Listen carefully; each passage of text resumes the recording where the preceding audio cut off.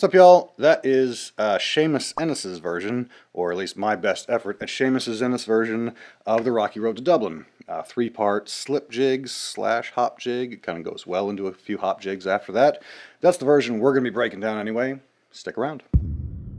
I'm going to switch to whistle just because I have a feeling that's what most folks are familiar with. If you're playing it on the flute, it'll work just fine. Of course, keyless flute, keyed flute. Some other options with that, but we're not really going to get into that on this one. I'm going to treat this as just a regular whistle lesson. I just kind of felt like playing it on the flute for fun, just because it's fun to mix it up a little bit. Here is the basic melody of the A part. As usual, we'll start with that. We'll run through that nice and slow here.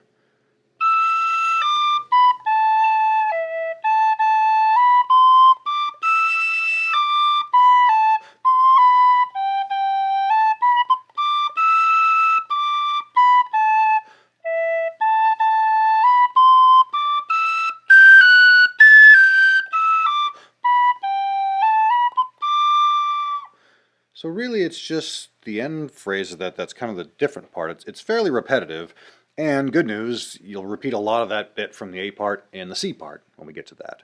Sort of like that one little difference. There's kind of one little difference in the C part, which we will get to after we do the B part.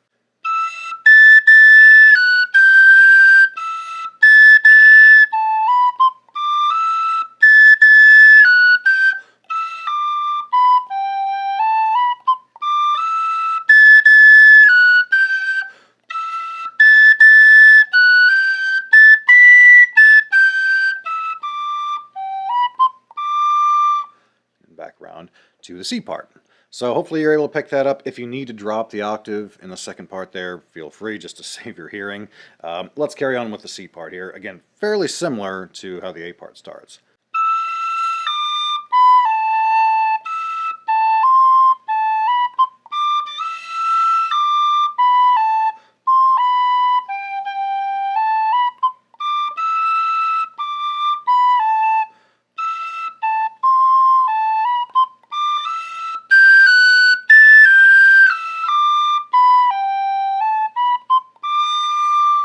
And that's the whole tune.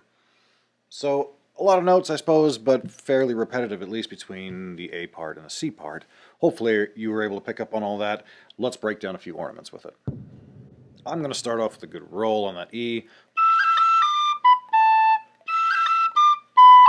And then as I come down from B to A, I might also pop that note. That little earthquake ornament there, optional one there. But the roll to start the tune has always felt pretty strong to me. So just tapping to separate those A's there, that's what I would do. You could bounce off that low E as you land on it. Again, optional, but if you wanted to. As I go from C natural to D, there's a fairly easy to get, bubbly kind of ornament that you get by that same sort of earthquake ornament concept that I keep harping on about. And you don't get to use it too often. At least I haven't found a lot of uses, a lot of opportunities for it to come up, but so when I do, I like to hit it. So going from the C natural, which on this whistle I'm playing with these three fingers, I'm dropping these two fingers down, keeping this top finger off, and as I do that, I'm popping this finger off. Again, that same earthquake ornament thing that I keep talking about. Sounds more complicated than it is, I hope, anyway.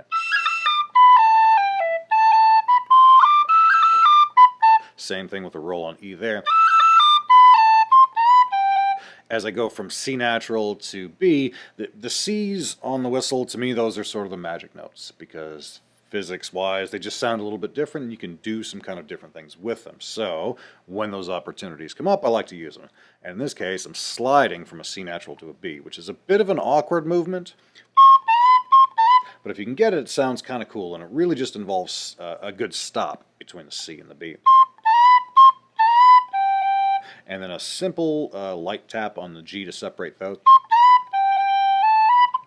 Nothing there but tonguing to get that rhythmic jig kind of a groove into that, and then back around.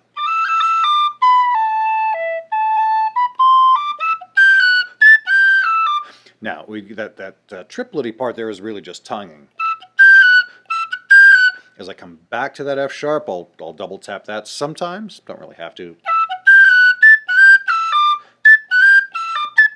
And there I'm just doing tonguing to separate those notes, but as I come back to the G, throwing in a little bit of a bonus F sharp, sort of just kind of kissing off that note. Same thing down at the bottom, landing on that G and bouncing off the F sharp.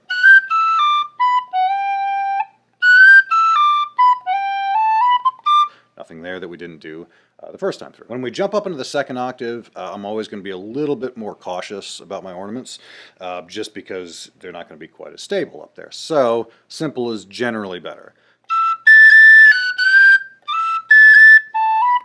Nothing there but slides and taps. Very simple. Could cut that if you wanted to. Cut, slide, depending on how confident you are in your whistle. A lot of it has to do with that. And the big octave jump there, I'm really not doing anything other than just hopefully hitting it cleanly. That's one where that octave jump exercise is going to come in handy.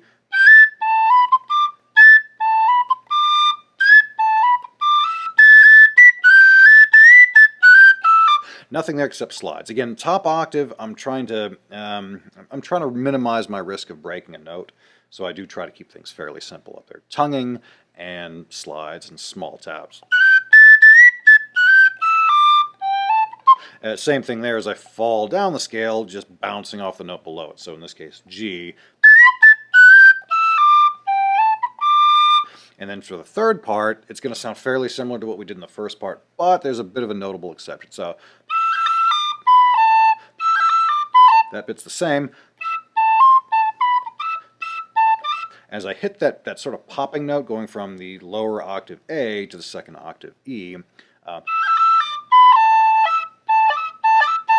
you can use your breath to really punch up that note, and I'm also bouncing off of that second octave D. So again, the same idea that I mentioned on the low G, where you get that extra grace note, doing the same thing here, except going up the scale in this case.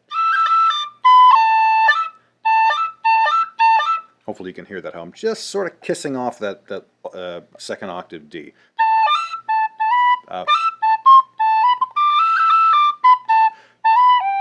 Nothing there that's different except I might do an extra bounce off of that F sharp.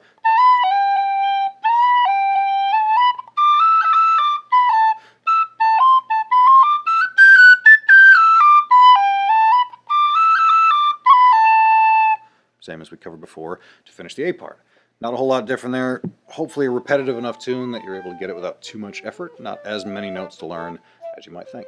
Let me know what y'all think of this one. This setting in particular, it's not super common, I don't think. I just heard it at a wedding gig that I did the other day from a friend of mine, so I tried to pick it up as best I could on the spot and break it out here because it's a tune we all know, or a song we all know, but a cool different setting of it, I think. Let me know what y'all think, and I will see y'all in the next one. Cheers!